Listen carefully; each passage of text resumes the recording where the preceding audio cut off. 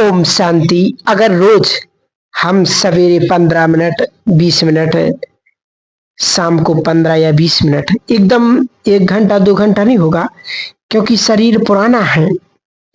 अगर इतना समय नहीं दे सकते हैं तो पहले 15 मिनट करो, फिर आधा घंटा करो, लेकिन रोज संगम युग का ये समय थोड़ा सा समय बचा हुआ है। सारे कल्प का किया हुआ कर्म, इतने जन्मों से किए हुए कर्मों को, पाप कर्मों को हमें मिटाना है। क्रोध का अंश भी रह गया तो हम सतयुग में जाएंगे? पूछो अपने आप से, यदि क्रोध का अंश भी थोड़ा सा है। रात को जब आप सोते हो तो बुरे सपने आते हैं, कहां से आते? क्योंकि ये अंदर भरा हुआ है। तो ऐसी आत्मा क्या सतयुग में जा सकती है? तो क्या करना चाहिए? तो बाबा बच्चों को समय देता, स्थान देता, ज्ञान देता है, ब्रह्मा भोजन भी खिला रहा है, ऐसी व्यवस्था करता है, बच्चों की पालना करते हैं। ये पालना है। सोचो, ऐसी दुनिया में ऐसा शांत और शीतल वातावरण कहीं मिल सकता है? कितनी गर्मी है यहाँ, कितना देखो, कितना शांत वातावरण है, कोई आवाज नहीं, आपको बना बनाया ब्रह्मा भोजन मिलता है। कितना शांत वातावरण है, कोई भागा दौड़ी नहीं, कोई भीड़ नहीं। तो करो तपस्या, क्योंकि सारी समस्याओं का, बीमारियों का सिर्फ एक ही समाधान, करो तपस्या। तब बाबा ने कहा कि 2 रास्ते हैं इसके लिए, किया हुआ कर्म भोगना पड़ेगा। अलग अलग प्रकार की बीमारियां आएंगी,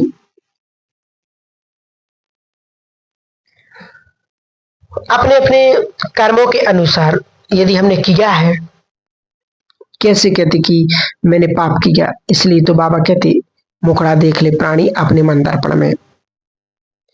तो भगवान इतनी व्यवस्था कर रहा है। हम जैसे मधुबन स्पेशल जाते, बाबा से मिलन मनाने के लिए जाते हैं, फिर भी यदि हमने व्यर्थ का समय बर्बाद किया, यहाँ वहां घूमने में टाइम बर्बाद किया, शॉपिंग में अपना समय व्यर्थ गवाया, तो बाबा ने कहा आने वाले समय में खून के आंसू रोना पड़ेगा। यदि हमने संगम युग का समय व्यर्थ गवा दिया, इतना श्रेष्ठ समय मिला, सब कुछ बाबा मधुबन में व्यवस्था करते, फिर भी हमने अपने समय को व्यर्थ गवा दिया।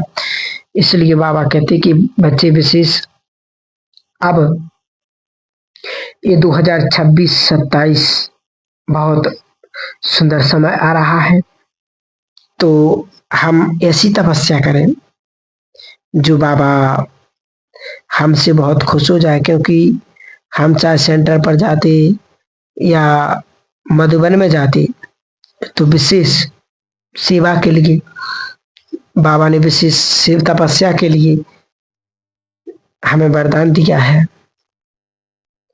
तो बाबा अपने बच्चों के लिए कहते कि बच्चे, इस समय अब बहुत कम है, जो आने वाला समय है, क्योंकि लोग कितनी भविष्यवाणियां कर रहे कि ऐसा ऐसा समय आएगा कि 2026, 27, 28 में ऐसा ऐसा होगा।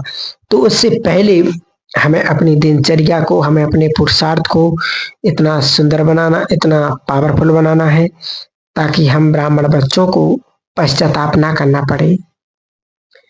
इसलिए तो बाबा कहते कि अपने मन दर्पण में देखना है।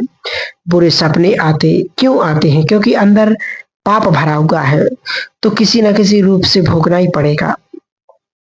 अगर अंदर पाप नहीं है, अगर कहीं गाड़ी को आग भी लग जाए, तो आपका एक बाल भी बांका नहीं होगा। क्योंकि पाप अगर हमारे अंदर नहीं है, तो प्रकृति भी हमारा कुछ भी नहीं बिगाड़ सकती है। क्योंकि प्रकृति की भी जो महाप्रकोप होंगे, जो प्रकृति महातांडव करेगी ऐसे समय में, यदि हम सेफ रहना चाहते हैं, तो प्रकृति को भी हमें कुछ देना पड़ेगा, प्रकृति से भी हमें माफी मांगनी पड़ेगी। और यदि हमारे अंदर कोई पाप नहीं होगा, तो प्रकृति भी हमें सैल्यूट करेगी। यदि अंदर पाप है, तो प्रकृति भी बदला लेगी। अग्नि है, वायु है, बरसात है, गर्मी लगेगी, ठंडक, सब कुछ होगा। तो बाबा समय देता है। ऐसा ना हो, ऐसा ना कहें कि बाबा आपने समय नहीं दिया। इसलिए तो बाबा इतने प्यार से सभी बच्चों को 10 दिन के लिए 15 दिन के लिए मधुबन बुलाते कि बच्चे अच्छी तपस्या करो। वहां सिर्फ कोई काम नहीं, सिर्फ तपस्या के सिवा और कुछ नहीं काम होता है। और उस टाइम को भी हमने व्यर्थ गवा दिया, बर्बाद कर दिया। तो फिर बाबा ने कहा कि फिर बाबा के बच्चों को बहुत बहुत पश्चाताप करना पड़ेगा। तो शांति से बिठाता है, खिलाता है, सब व्यवस्था करते हैं बाबा, बच्चों की पालना भी करते हैं और कहता है कि बच्चे शांति से बैठ करके सिर्फ मुझे याद करो। समय देता, व्यवस्था करता। ऐसा प्रबंध दुनिया में कहीं मिलेगा? सोचो, किसी भी दुनिया में जाओ, ऐसी व्यवस्था कहीं मिलेगी? देखो, खाने पर भी जो आप चाहते हो वही व्यवस्था, आपको कोई भीड़ नहीं, जितना चाहे ले लो। पानी है, कमरा है, हर चीज है।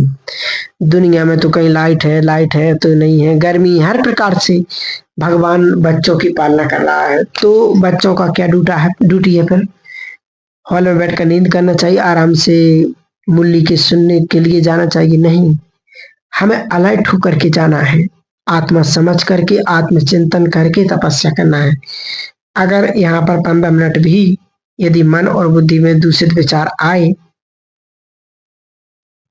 सिर्फ बाबा की शक्तियों का चिंतन चला, तो इसको कहते हैं शक्तिशाली वाइब्रेशन। इसलिए यहाँ बैठ करके आप करते हो तो सारे विश्व में फैलता है। इसलिए कहते नहीं कि यहाँ पर आपने मोबाइल में नंबर डाला तो यहाँ से पूरे विश्व में बात कर सकते हो। कैसे चला जाता? पूरे विश्व में फैल जाता है, विश्व के कोने तक आप बात कर सकते हो। यहाँ भी आप यदि बाबा से योग करते हो, बिना आत्म अभिमानी बने, आपके वाइब्रेशंस, आपके विचार परम धाम में नहीं जा सकते हैं। तो परम धाम एकदम शांत, शीतल और शक्तिशाली वातावरण है। तो उस वातावरण में जितना समय हम बैठते हैं, रहते हैं, तो शक्तियों का चिंतन नहीं करेंगे तो वहां पर खड़ा नहीं हो सकते। अगर बाबा से बात नहीं करेंगे तो एकदम नीचे आ जाएंगे। तो शक्तियों का बात करते रहो बाबा से, एक के बाद एक 8 शक्तियां बाबा ने कहा। तो 1 मिनट भी यदि एक शक्ति का आह्वान करेंगे तो आपकी बुद्धि खुल जाएगी। तो उसको कहते बाबा कहते अच्छा योग लगा। योग लगना माना और कुछ नहीं, इसको कहते हैं लाइन क्लियर। फिर कनेक्शन बिल्कुल क्लियर हो जाएगा। तो जब भी आप बैठो, आपने नंबर डाला तो उसके बीच में कोई भी विचार नहीं आना चाहिए, एकदम लाइन क्लियर हो। जैसे पूछते कि मैं कौन, तो बुद्धि ने कहा कि मेरे गुण, मेरे कर्म। तो इसका मतलब है आपकी लाइन एकदम क्लियर, एक के बाद एक पूछते जाओ, पूछना है ये हमें। तो बाबा ने ये 5 ही क्वेश्चन बताए, जिसमें कहते नहीं कि पढ़ेंगे लिखेंगे तो बनेंगे राजा। तो अपने आप से बातें करो, अपने आप से मनन चिंतन करो कि हाँ, मैं वो पुरुषार्थ कर रहा हूं या कर रही हूँ। ये संगम का समय मेरा व्यर्थ तो नहीं जा रहा है। ये विशेष सभी भाई बहने इस बात पर बहुत बहुत अटेंशन दें।